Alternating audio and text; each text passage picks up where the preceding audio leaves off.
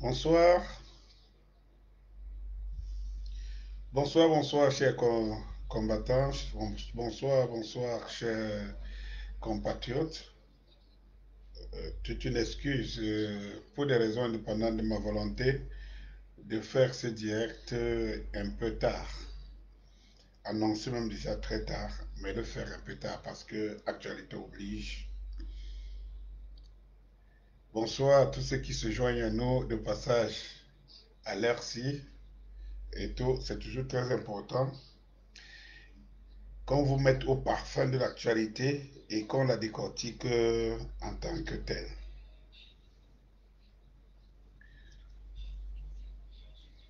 Bonsoir, bon arrivée. Vous pouvez bien imaginer que le cadre n'est pas le même, justement parce que je suis en déplacement pour des contacts avec certaines corporations, certaines associations. Donc, je suis en train de faire comme ça la tournée du pays durant tout le week-end. Voilà, avec des rendez-vous sûrs, des rendez-vous sûrs pour des débats sûrs avec les différentes corporations et être entré en contact avec beaucoup plus d'associations. Voilà. Ce n'est pas évident, mais il faut le faire. Il faut le faire, chacun à son niveau. Il faut le faire. Bonsoir. Pour ceux qui nous joignent, qui nous rejoignent trop tard, bonsoir. Bonsoir à vous. C'est pas évident.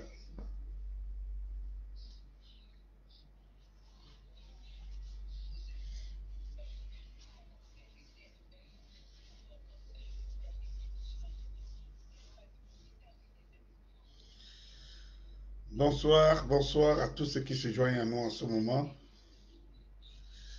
Je voudrais tout simplement vous dire qu'il y a une actualité qui occupe la toile. C'est que Paul Biya, persona non grata en Suisse. Eh bien voilà, donc avant que je n'aborde cette actualité, je voudrais tout simplement vous rappeler que situation oblige, opportunité oblige, parce que je suis comme je vous disais à l'entame de ce direct, c'est que je suis en déplacement. Je vais au contact avec des associations, des compatriotes camerounais qui ont des voix à dire, qui sont étouffés, donc on n'entend pas, pouvoir les rallier au M22. En fait, pas les rallier pour que voilà, nous cheminons vers une revendication collective. Voilà, dans la plateforme, sur la plateforme M22. Et pas mal de contacts depuis la matinée. Je vous jure, chers combattants patriotes, que ne voyez pas ma mine avec beaucoup de cernes, c'est que je ne dors pas depuis pratiquement 3 jours, jour et nuit.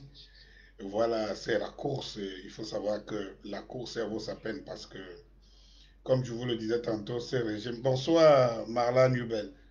Bonsoir d'être déjà sur la toile, même comme il se fait tard et tout. Max de partage. Donc, je voudrais vous dire que ça fait pratiquement 3 jours que je ne dors pas. Vous voyez un peu trop fatigué, trop de déplacements, pas dormir la nuit, être en contact avec des compatriotes résistants à Washington, au Canada, euh, avec c'était en Australie, ben voilà, à des heures parfois très tardives et puis des journées très occupées. Mais il faut le faire parce que le temps presse et que ce système, ce régime, si nous ne le combattons pas maintenant, eh bien, mes chers frères et sœurs, je vous dis, l'heure sera très grave. Je vais vous faire le panorama, encore une fois de plus, de leur mode de fonctionnement. Et tout, oui, mala nouvelle. Je suis d'accord avec toi, petit à petit, l'oiseau fait son nid. Ça va le faire. Merci beaucoup, avec beaucoup de courage. Merci, on va y arriver, il faut se battre. Chers compatriotes camerounais, chers compatriotes, chers résistants, il faut savoir que la réussite est au bout d'une bataille féroce.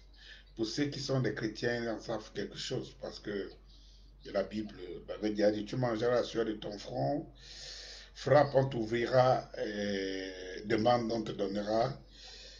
Donc, il faut être actif quelque part. Et on se donne ces moyens parce que, voyez-vous, je préfère faire des journées comme ça sans dormir pour sauver mon pays et sauver les générations futures que de dormir et se dire autant mieux prendre un bon sommeil.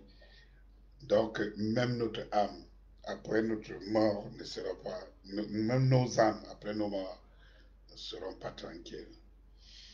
Ça vaut la peine de se battre. Partageons, partagez, chers internautes, partagez. Parce que ce que je veux vous dire, très important. Il faut être à la pointe de l'actualité et la comprendre. Très important. Alors, j'allais vous dire tout simplement que ces gars, ils sont en train de préparer un dauphin. Leur dauphin est déjà désigné, il est connu. Et ils sont, je vous le dis tous les jours, vous pensez que la répétition est la mère des leçons. Je vous le dis tous les jours, ils sont déjà à la phase terminale de leur plan. Une fois qu'ils auront fait leur régional, vous allez entendre une voix qui vous annonce, une voix de Paul Biya qui vous annonce de sa démission. Ou alors on vous dira qu'il n'existe plus, il ne gère plus, il vous annonce, ou alors vous annonce tout simplement sa démission. Et puis après la démission, on vous dira qu'on organise les élections anticipées parce qu'on aurait déjà placé tout le système, c'est-à-dire le Conseil constitutionnel à la solde du régime, l'Assemblée nationale à la solde du régime, le Sénat à la solde du régime, les Rikama à la solde du régime, et les super maires qui, en fait, qui n'ont remplacé, bref, n'ont que les mêmes fonctions que les délégués. Parce que vous ne pouvez pas voter les maires, après on vous dit qu'il y a un super maire, c'était la même chose. C'est-à-dire que, en fait, hier on votait les maires et puis il y avait un délégué, voilà, qui coiffait les maires. Aujourd'hui, il y a un super maire. Et comme nous savons que le régime s'arrange à avoir toujours 80% de ses représentants, vous comprenez très bien que les super maires sont toujours les pions du régime. Donc, je ne vous parlerai pas de l'ECAM que vous connaissez, c'est toujours des membres du régime. Et maintenant, on va mettre le conseil régional qui, donc, ma foi, c'est le terminator, quoi, pour pouvoir contrôler tout le système électoral. Une fois que tout cela sera établi après le conseil voilà, régional, vous allez voir, on va vous annoncer, comme je le disais, ce fameux message, en fait, qui vous annoncera l'illégitimité ou bien la non-fonctionnalité de M. Paul Biya qui ouvre la porte à une élection présidentielle anticipée. Eh bien, voilà, les dés sont jetés. Partagez, avant que je n'entre dans le vif du sujet. Donc, autre chose, c'est que j'entends les gens dire partout, annoncer des inepties, oh, Kamto, oh, vraiment il dérange, oh, j'entends des gens qui disent, oh, le MRC, c'est parti de Bamileke, qui dérange, qui m'achète. Alors, je voudrais vous dire tout simplement en quelques mots. Regardez le climat politique au Cameroun aujourd'hui. Bonsoir Florence, bonsoir, bonne arrivée, bonsoir combattante. Combattante Florence, toujours, elle aussi, hein, au niveau de l'Occident, ne dort pas, le jour et nuit. Voilà, nous parlons des affaires du Cameroun avec beaucoup de combattants. Entre nous, beaucoup de dialogues jour et nuit, je vous le rassure, jour et nuit. Alors, je vous disais tantôt, max de partage, partage. Je vous disais tantôt, que en fait les gens sont dans un système où ils disent oh, le MRC, oh, ça t'occupe l'espace, oh, Boris Kamto occupe l'espace et tout. Parlons, eh bien, parlons-en un peu. Enlevons Boris Kamto aujourd'hui de l'arène politique. Enlevons le MRC aujourd'hui de l'arène politique. Il restera quoi comme opposition? Alors, ces gars, ils sont allés dans le débat pour dissoudre le MRC. Alors, vous savez très bien que ils se sont rendus compte qu'il ne faut pas tenter. En fait, c'est que ça va les mettre à nu. Dissoudre le MRC, c'est justement mettre le régime en place à nu, c'est-à-dire le dénuder et voire même, ce que je veux dire, voire même tout simplement l'échec total du régime. Ça dit que c'est la mort du régime. Le MRC, c'est le parti qui nourrit monsieur tout le monde aujourd'hui. Maurice Kamto est le leader qui nourrit tous les leaders, en fait, qui nourrit le régime en place et tous les leaders qui se disent la pseudo-opposition. Oui, parce qu'il faut le savoir. Il faut qu'on dise les vérités telles qu'elles sont. Il faut le savoir. L'existence du MRC aujourd'hui, l'existence du leader de l'opposition, Maurice Kamto,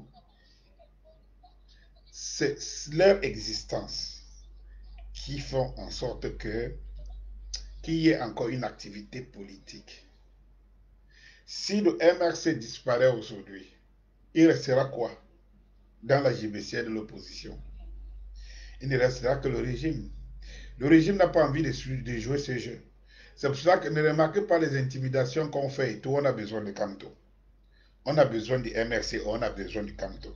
Ce régime, contrairement à ce que nous pouvons croire, ce n'est pas le peuple qui a besoin de Kamto plus que ce régime. Ce n'est pas le MRC, le peuple qui a besoin de MRC plus que ce régime. C'est ce régime qui a beaucoup besoin de Kamto, besoin de MRC. Parce qu'il n'existe dans leur activité que parce qu'il y a un professeur Maurice Kamto qui est là et il y a le MRC qui est là. Il faut se dire la vérité.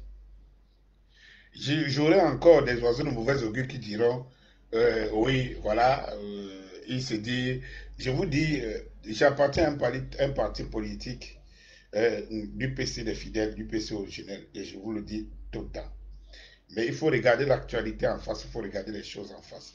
En ce moment, face au MRC, l'UPC Madidem, l'UPC originel, vraiment se cherche. N'existe pas, ne peut pas faire le poids. C'est pour cela que j'appelle ici les Camerounais de tous bords, qui restent, ma foi, figés dans leur obédience politique. Et que c'est au nom de ça qu'ils réfléchissent et ils regardent. Moi, j'ai vu, par exemple, au lancement de mot d'ordre du 22 septembre, j'ai vu des partis politiques qui ont dit qu'ils seront partie prenante et, ma foi, qui ont joué au souris le moment venu et pour réapparaître après le 22 pour dire qu'ils manifestent, par exemple, pour je ne sais pas, ils manifestent, par exemple, pour des personnes, des Camerounais arrêtés. Donc, écoutez, ce jeu de souris, il faut arrêter. Il faut arrêter ça. Le système joue avec le professeur Maurice Kamto et joue avec le MRC parce qu'ils ont une victime tout trouvée, ils ont un adversaire tout trouvé et ceci, ce qui les permet de mettre les problèmes des Camerounais, ce que les Camerounais veulent au second plan. Et je vous ai dit, il faut bien comprendre ce que je dis, parce qu'il y a des gens qui vous diront toujours que finalement, qu'est-ce qu'il dit? Qu'est-ce qu'il dit? Il faut comprendre ce que je dis. Je dis, s'il n'y avait pas le MRC aujourd'hui au Cameroun, s'il n'y avait pas un parti comme le MRC, est-ce qu'on aurait encore un parti politique d'opposition? Est-ce qu'on aurait une opposition? Dites-moi qui pèse dans l'opposition aujourd'hui. Parce que ne me parlez pas de PCRN, je ne sais pas moi. Ne me parlez pas de toutes ces personnes-là. Personne n'existe dans. Sont venus trouver leur mangeoire. Ils se prêtent à ce jeu de jouer dans les couloirs du système et du régime, d'aller toucher les chèques quelque part. N'ayons pas peur des mots. J'en veux pour preuve. Nous voyons ce que mon frère Cabral Libi est devenu.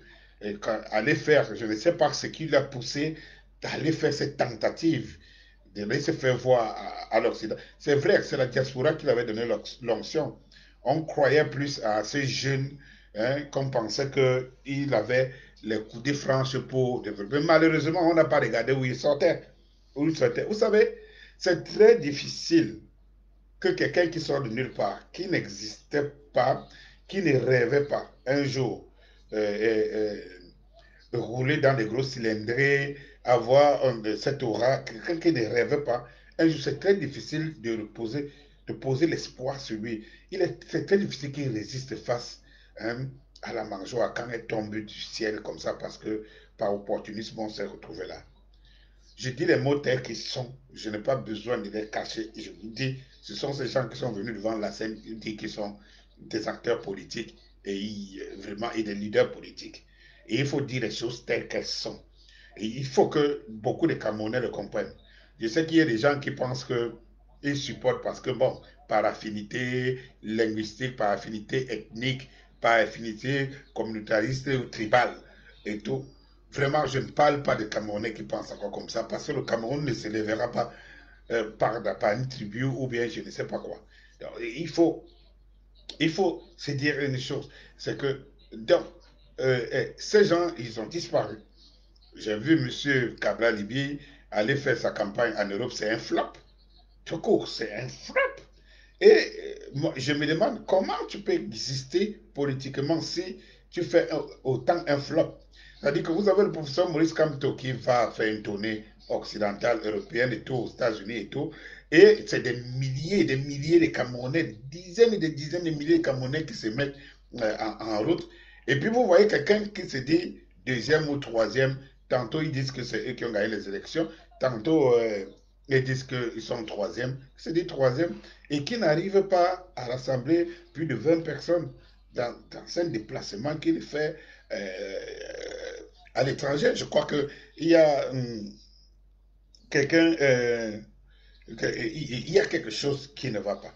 Donc en fait, la seule opposition qui reste, qui existe au Cameroun, vrai, et qui se pose, qui joue son rôle, qui remplit son cahier de charges en tant qu'opposition, c'est le MRC et quand je dis qu'il remplit son cahier de charges, tout simplement, il faut se dire une chose, il y a des partis, il y a des partis, mais qui n'ont pas l'aura, qui n'ont pas réussi pour l'instant à se positionner. Il faut appeler chat, chat, et il faut donner la chaise à celui qui te dépasse. Euh, pour les Douala qui m'écoutent, ils savent très bien ce que veut dire Mouna Yonga Bouktewa Bambel Mokonda. Si ton frère te dépasse, donne-lui la chaise. Il s'assoit. Aujourd'hui, si on parle de partis politiques au Cameroun, de partis d'opposition, vraiment, il faut être de mauvaise foi pour ne pas dire le MRC. Et ça, ça vient de se prouver. Le MRC ne part pas aux élections législatives. Par exemple, ne part pas aux élections municipales législatives.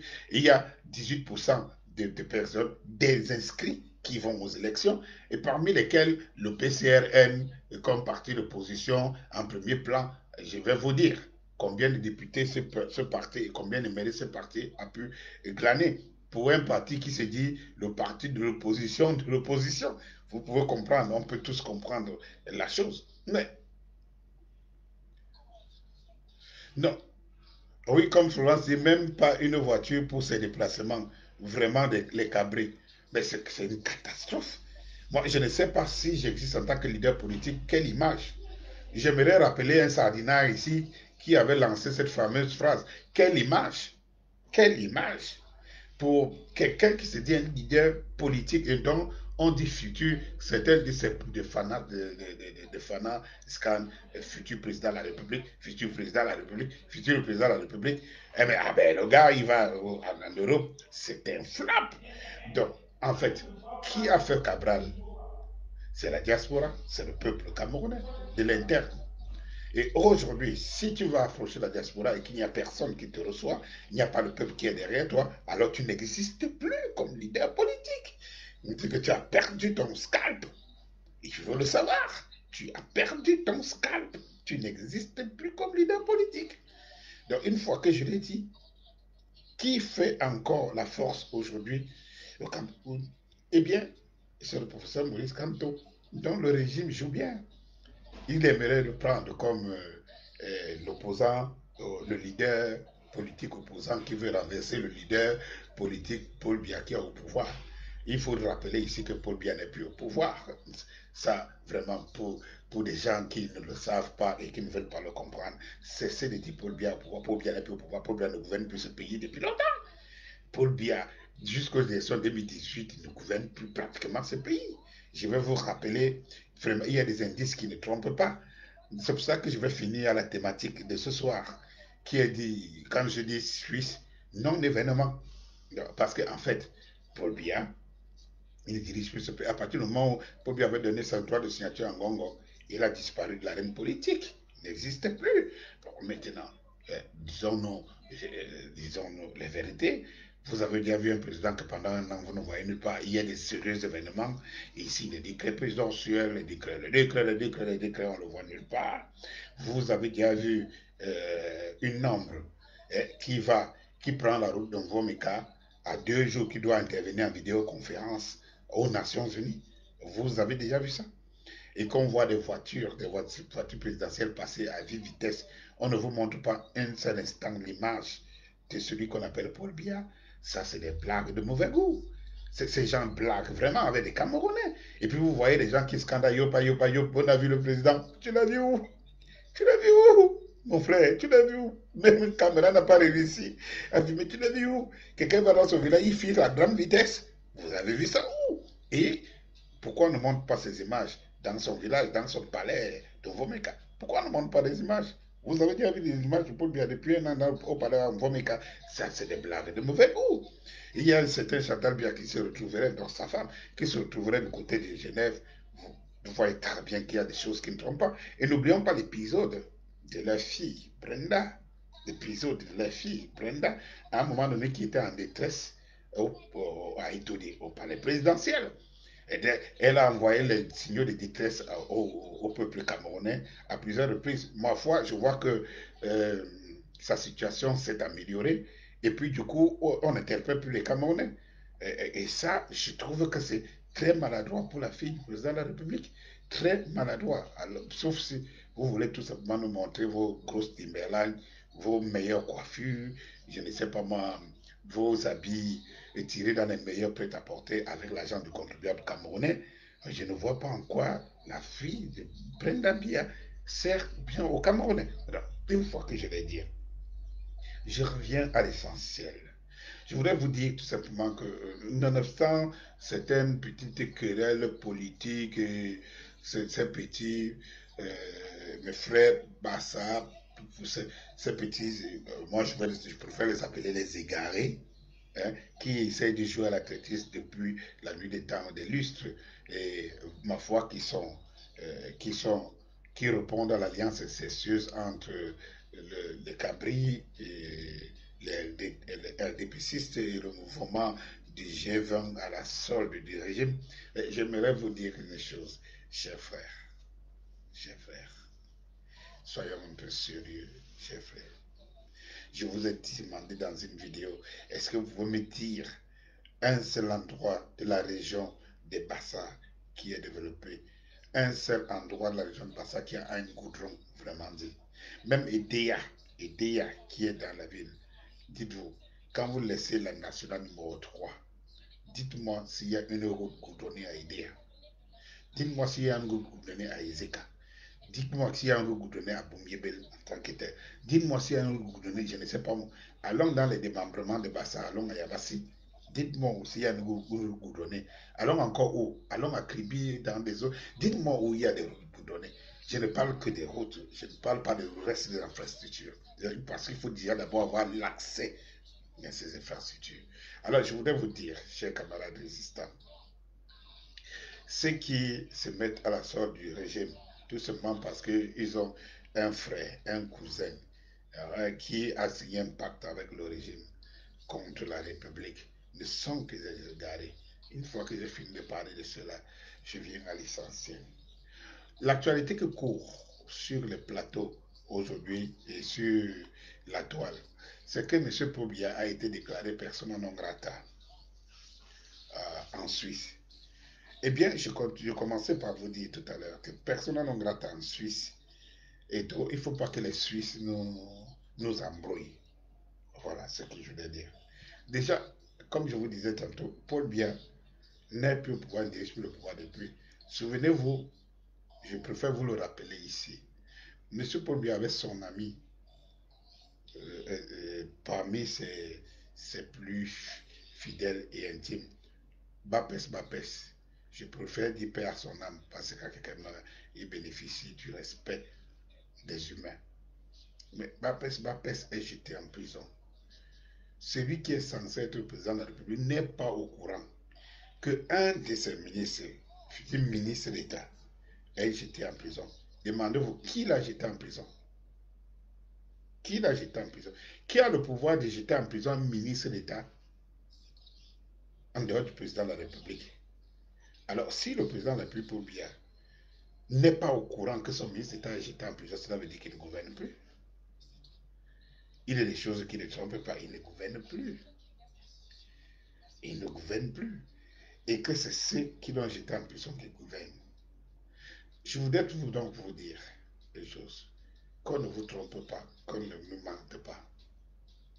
La Suisse, c'est de la diversion. Pourquoi de la diversion? Parce que, eh bien, pendant 38 ans,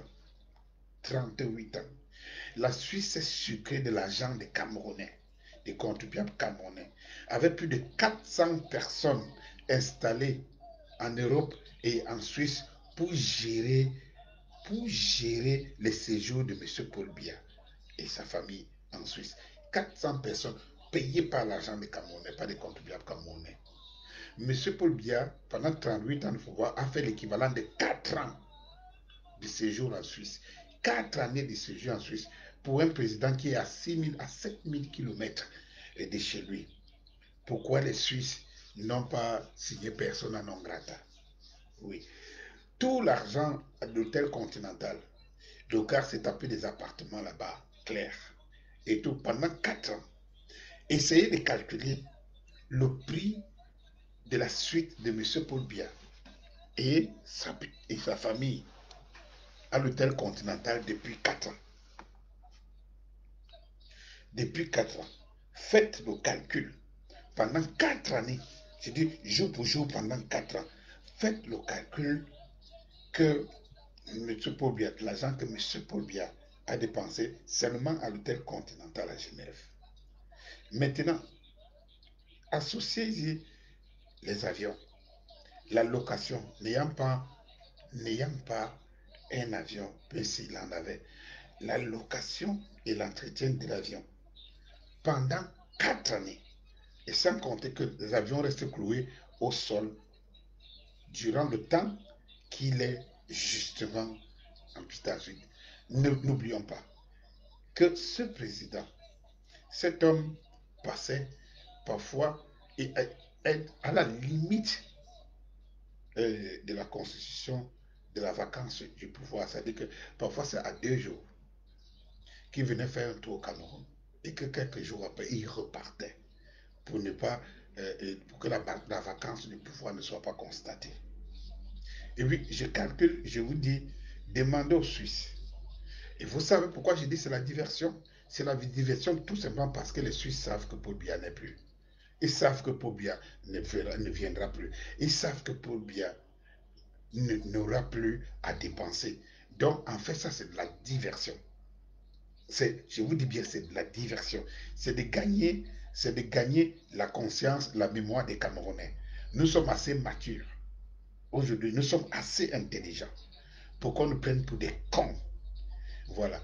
On sait que Paul Biya ne dirige plus. On sait que Paul Biya n'aura plus à dépenser de l'argent. Et en ce moment que les Suisses vont nous faire croire que vraiment ils ont pris conscience du fait que Paul Biya peut être déclaré persona non grata. Ça, c'est de la diversion et ça, c'est de la comédie.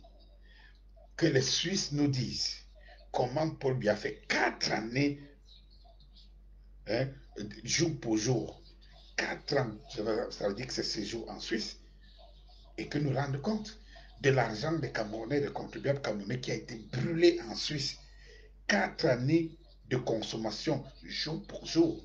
Pour qu'on vienne dire au moment où il n'est plus capable de soulever un pied, si jamais il est encore de ce monde-ci, qu'on vient nous dire qu'il est déclaré persona non grata et qu'on doit s'en réjouir.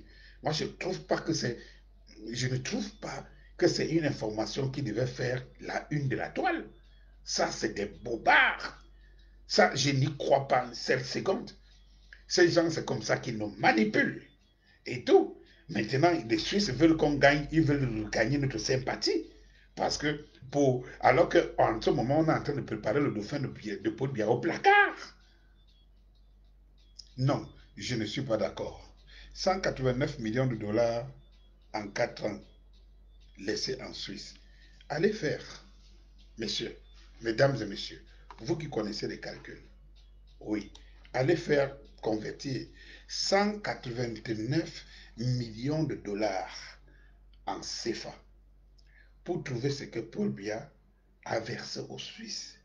Pendant ce temps, pourquoi les Suisses n'ont pas dit, mais attention, quand même, c'est l'argent d'un peuple qui souffre. Vous avez des Camerounais, des milliers de Camerounais qui frappent à la porte parce qu'ils fuient la misère au Cameroun pour venir se réfugier en Suisse et des pays frères européens. Pourquoi la Suisse n'a pas frappé la main sur la table? Je dis bien, c'est des bobards. On n'y croit pas un seul instant et c'est de nous prendre pour des moutons. De même, cette diversion est faite et sera faite dans l'embrigadement du pouvoir. Vous savez, comme je vous disais, ces gens sont en train de mettre leurs dernières énergies, sont en train de verser leur dernier rhum sur la scène parce que bientôt ils vont déclarer M. Paul Biya persona non grata au Cameroun et qu'on va anticiper les élections. Leur défunt est préparé. Avec le concours de la France, c'est une chancellerie occidentale. Ce qui va se passer, c'est ce que la Suisse est en train de faire. C'est ce qui va se passer au Cameroun bientôt. Si, mes chers frères, camarades compatriotes, nous ne nous mobilisons pas, nous serons victimes d'une supercherie qui a été testée en Côte d'Ivoire et ailleurs. Qui veut que, une fois qu'ils ont balisé le terrain et qu'ils ont donné même le dernier, ils ont mis même le dernier des... Pardon? Ils ont mis même le dernier des... Je veux dire... pour ne pas être en bruit, permettez-moi un seul instant, mes chers... permettez-moi un seul instant, intéressant, parce que, bon, de toutes les façons, vous voyez très bien que j'utilise la lumière du phone et qu'avec des appels qui entrent, ce n'est pas évident. Donc, permettez que je mette tout ça là au clair avant de boucler rapidement un direct de ce soir. Voilà. Permettez. Voilà. Alors, oui, Florence dit 180, bon, oui, 180 millions de dollars en 4 ans laissés en Suisse. C'est pourquoi il n'y a pas de route, électricité, hôpitaux, éducation, etc. Mais les Camerounais acceptaient ça et se mettaient à bord de route pour l'acclamer. Oui, est-ce que, Florence, est-ce que tu penses que ils le font, ils le font parce qu'ils le veulent? Mais c'est parce qu'ils sont, vous savez, le peuple, c'est des brebis, c'est des gens qu'il ne faut pas beaucoup pour séduire. Et j'étais en train de dire justement que ce qui est en train de se préparer, mes chers compatriotes, c'est très grave. C'est très grave pourquoi? Eh bien, lorsque vous voyez des vagues d'arrestation, vous voyez le régime est sourd. Vous savez, on appelle ça la politique de la terre brûlée. Ce qui est en train de se préparer, c'est la politique de la terre brûlée. Je vais vous donner le scénario jusqu'à la fin. Et nous serons ici en train de voir le déroulé de ce scénario, en train de regarder comme des momies comme d'habitude, si nous ne bougeons pas. Et je vous rappelle, à l'heure actuelle, ça fait 48 heures, non? 36 heures, 24 fois 2, ça fait 36 heures. Non, oui, 36 heures, 72 heures. Que je ne dors pas, je fais un palais poussé. Il y a beaucoup de combattants, beaucoup de résistants du pan le monde qui savent qu'on est en contact toute la nuit. Et il y en a beaucoup qui savent qu'on est en contact toujours. Et en même temps, il faut rassurer le pain quotidien. C'est-à-dire que pour que les enfants mangent et tout, pour pouvoir résister au combat, parce que savez-vous, nous le faisons avec le cœur, avec nos propres moyens. Et tout, jusqu'à aujourd'hui, jusqu'à présent, nous ne sommes pas soutenus. Et nous autres, on y met nos propres